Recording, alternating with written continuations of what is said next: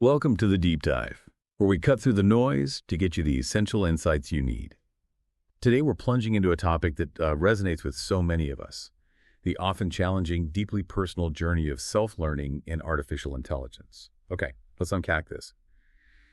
Have you ever felt that surge of frustration, that moment where you just want to, throw your hands up and give up when learning AI? Maybe you've hit a wall of jargon or felt completely overwhelmed by the sheer volume of information. This path is anything but easy, and if you felt that way, I can assure you, you are far from alone. To help us navigate these common internal struggles and emerge stronger, we have our expert guide for this deep dive. You've hit on such a crucial point. That feeling of doubt, confusion, or even wanting to bail out is incredibly universal when you're tackling AI on your own. It's fascinating how many people experience these exact same emotions. Our mission today is to explore why these challenges are so common in AI self-study. But more importantly, we're going to extract some truly vital mindset shifts and practical strategies directly from our sources. The kind of wisdom that has helped countless others push through those barriers and actually succeed. Get ready for some powerful insights. I'm ready. So let's kick things off with that fundamental question that seems to hang over every aspiring AI learner. Here's where it gets really interesting. Why is self-learning AI particularly prone to hitting these frustrating bottlenecks? It often feels more intense, more overwhelming maybe than self-studying other fields. What do our sources say is happening there? It's an excellent question, and our source material really highlights that this feeling of getting stuck isn't a bug in your learning process. It's practically a feature of the AI learning journey, especially, in those initial stages. There are a few core reasons why AI self-learners consistently encounter these bottlenecks. The first is information overload. You're immediately faced with just an overwhelming volume of resources and what seems like an infinite number of paths. You might find yourself paralyzed asking, should I learn machine learning or deep learning first? Or do I need to master every nuance of Python before I can even think about model training? Right. That feeling of not knowing where to start can be utterly paralyzing, and our sources emphasize it's a primary hurdle. That paradox of choice is brutal. It's almost worse than having no resources at all, because you're paralyzed by the potential of what you could be learning and the fear of picking the wrong path. Exactly. And they don't offer a single magic bullet for cutting through it, but they certainly acknowledge the immense pressure it creates. And closely linked to that is the steep learning curve and the sheer amount of jargon. Oh, yeah. You're constantly bombarded with professional terminology terms like normalization, which, it's simply scaling data to a standard range or overfitting that moment when your model gets too good at the training data but fails miserably on new stuff. Then there are things like activation functions or a dense layer in a neural network, which sounds incredibly complex, right? Yeah, absolutely. It's so common to watch a video or read an article, nod along, and still feel completely confused, unsure of what you've actually absorbed. That feeling of surface-level understanding yet deep-seated confusion is so relatable. You feel like you're missing something fundamental. Precisely. And adding to that is the pervasive lack of peer support. Self-study, by its nature, can be an incredibly isolating experience. You often have no study buddies, you don't know who to ask when you're stuck, and there's that insidious underlying fear of looking basic or asking what you perceive as a stupid question in an online forum. That isolation can truly chip away at your confidence. Absolutely. When you're just staring at your screen, wrestling with a concept, and there's no one else to bounce ideas off of, it's easy for self-doubt to creep in. It's a huge factor. And finally, there's the almost invisible psychological pressure. This often manifests as silent internal comparisons. You start asking yourself, are others learning faster than me? Right. Am I too slow? Or perhaps the biggest one, will this actually lead to a career change, or am I just pouring my time into a black hole? What's truly fascinating from our sources is the revelation that these difficulties are not unique to you. Almost everyone experiences them. Simply recognizing that helps lift some of that pressure immediately. That's such an important validation, that this isn't just your unique struggle, but a shared experience. So when that feeling of being overwhelmed or frustrated hits, when you're truly stuck in the mud, what's the first practical step? Our sources had some powerful insights here, right? What was the most surprising? The most surprising, perhaps, is how counterintuitive the solution can feel in the moment. It brings us to our first core belief. Every effort, no matter how small, builds a foundation. Our source shares a deeply relatable personal anecdote about this.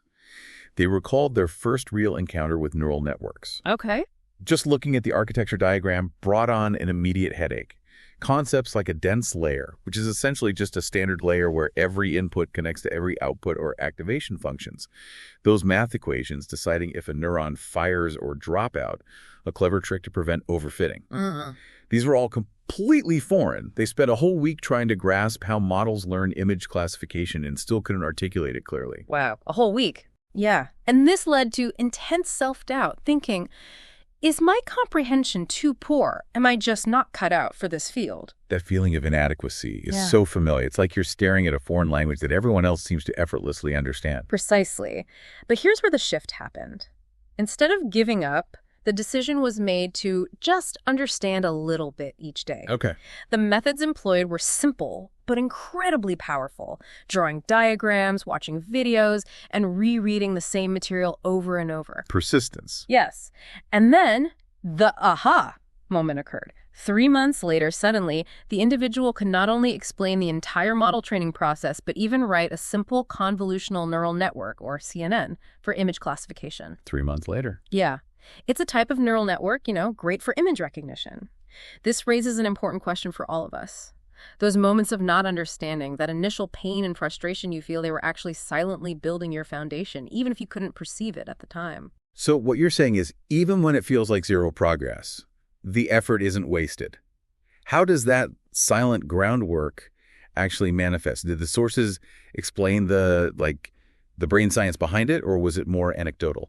The sources lean more towards the anecdotal and psychological, really emphasizing the cumulative effect of consistent exposure. Yeah. It's less about a sudden neural rewiring, maybe, and more about the brain slowly building connections, much like water eroding rock over time. The core takeaway from the source is incredibly powerful. Every page you read, every line of code you write, even if you don't understand it in the moment, is silently laying the groundwork for your future. It's a profound testament to the cumulative nature of learning, especially in a complex field like AI. That's a great reminder to trust the process and keep pushing, even when it feels like nothing is sinking in. Now, shifting gears slightly, it's incredibly easy to get caught in the trap of comparing yourself to others, right? Especially when you're scrolling through LinkedIn or Medium and seeing all those impressive cutting-edge projects online, it can feel like everyone else is light years ahead.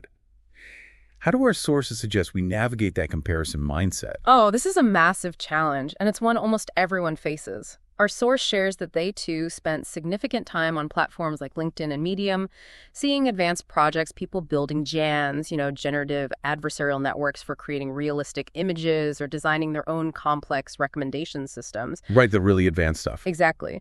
And while they were still learning basic model validation, they admitted to feeling super inferior. That feeling is utterly common. But here's the crucial mindset shift they advocate. You need to move from comparison as competition to comparison as reference. Reference, not competition. That immediately reframes the situation. So what does that practically look like? How do you make that shift in the moment when you feel that sting of inadequacy? Well, our source provides 3 guiding questions to help facilitate this shift. When you see someone else's impressive work, instead of feeling inferior or defeated, ask yourself, first, am I interested in what they've done? Is it actually relevant to you? Okay. Second, is this something I can achieve at my current stage, or is it too advanced? Be realistic. And third, is there a smaller step I can take to try something similar or to learn from their approach? Breaking it down. Exactly. This breaks down the overwhelming feeling into actionable curiosity. The mantra here is key. You don't need to be ahead of others. You just need to be a little bit better than yesterday's self. That's such a gentle but powerful redirection. It pulls your focus back to your own progress, which is the only progress you can truly control. It puts you back in the driver's seat. Precisely. Yeah. And it's also important to add context, Acknowledge that everyone starts at a different point. Some people have formal training, more readily available resources, or dedicated mentors. You might not have those advantages. True. But that doesn't mean you can't succeed. It simply means that we can catch up at our own pace in our own way. Your journey is unique, and comparing your beginning to someone else's middle or end is never going to be a fair assessment of your potential. That perspective makes perfect sense. Now let's talk about the practical reality for many people. It's easy to feel like you need to commit full time to learning AI to truly succeed, especially with how vast the field is. But if you have limited time, maybe just a few hours a week, is there still a real chance to make meaningful progress and even achieve, say, a career change? This is a critical point, and our source directly challenges that common misconception. They share their own experience of not being a full-time learner. Actually, they only dedicated about 5 to 10 hours per week to learning AI. Really? Only 5 to 10 hours? Yes, all while balancing a full-time job and personal life. The key, they emphasize, wasn't the sheer volume of hours, but rather consistent accumulation without giving up. This brings us to our third core belief. Slow and steady wins the AI race. Consistent accumulation without giving up. That sounds less like a sprint and more like a marathon. So what specific strategies did they employ to make those limited hours truly count? It's absolutely a marathon. They detailed a few effective strategies. First, they would set weekly themes. Real. For example, one week might be dedicated solely to understanding overfitting and regularization. This focused their limited time and prevented them from, jumping chaotically between topics. Right. Second, after watching videos, they would immediately practice hands-on, coding out what they learned and taking small, concise notes. This active engagement is crucial. Passive consumption just isn't enough in AI. Right, you have to do it. Exactly. And third, after completing each unit or concept, they would build mini projects, like a sentiment analysis tool or a housing price prediction model. These small, tangible wins reinforce learning and build a portfolio over time. So it's not just about consuming content, but actively creating and applying it, even on a small scale. Yeah. That's a very smart approach. And what was the tangible outcome of this consistent, slow and steady method?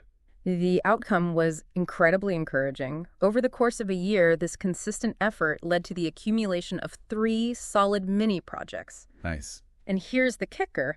One of those projects actually helped them secure an interview opportunity. Wow. See? It works. It really does. This perfectly illustrates the powerful insight from the source. It's not the fastest learners who stay, it's those who learn long enough. Right. They even offered a proverb that beautifully captures this principle. Slow is fast. As long as you don't give up, you've already persevered more than many. It's a message of endurance over sheer speed, a quiet triumph in a field that often glorifies rapid breakthroughs. And honestly, many successful AI practitioners I know personally advocate for this exact strategy, small, consistent steps leading to significant growth. Slow is fast. That's a fantastic mantra for anyone feeling the intense pressure to rush their learning journey. Finally, for anyone out there who is currently feeling that low point, maybe you're stuck right now, or even actively considering giving up entirely. What's the most important, most compassionate message you can offer directly to them? Right. If we connect this to the bigger picture, for anyone in that deep end of a low point right now, please take a deep breath, and please believe this. You are not alone. Our source material and my own experience make it abundantly clear. Everyone who is skilled today went through stages of doubt, getting stuck, and wanting to cry. I certainly did. It's a universal rite of passage. The difficult place you're in right now is precisely where you'll be most grateful to yourself for not giving up in the future. It's a forging fire, really strengthening your resolve. That reframing is so powerful. It transforms a moment of perceived weakness into a future point of strength and gratitude. What practical, compassionate advice can you offer to help someone in that exact moment when they feel utterly defeated? Absolutely. The source offers simple yet profoundly impactful advice. First, talk to friends. Don't carry this burden alone. Sharing your struggles can alleviate a tremendous amount of pressure and bring new perspectives. Seriously, just talking helps. Yeah. Second, consider taking a 1-week break. Sometimes stepping away completely, resting your mind, and reevaluating your direction is exactly what you need to recharge and find clarity. Permission to pause. Exactly. You might come back with renewed energy and a different approach. And third, just learn a little bit each day, but consistently. That goes back to the slow and steady belief we discussed. You don't need to become strong immediately or master everything overnight. Just being willing to hold on for one more day to make one small, consistent effort is already incredibly powerful. That willingness to simply keep showing up even when it's hard is where true progress begins. What an inspiring and incredibly practical set of insights for anyone navigating their AI learning journey. We've really illuminated the common hurdles in AI self-learning and highlighted the powerful mindsets of valuing every single effort, referencing others' work instead of falling into that comparison trap, and embracing the quiet, enduring strength of slow, consistent learning. I truly encourage you to reflect on your own AI learning journey and consider how you can apply these insights to your path. And for your next intellectual treat, we'll dive into a fun little story that's sure to make you smile. Did you know the very term artificial intelligence was actually born in the summer? Oh, really? Yeah. It has a surprisingly cool and specific origin story that's worth exploring. If you've enjoyed this deep dive and found these insights valuable, make sure to subscribe to The Deep Dive wherever you listen so you don't miss our future explorations. And we'd love to hear from you. Share your biggest challenges in AI learning in the comments, as these insights might just inspire our next deep dive. Until next time, keep digging deeper.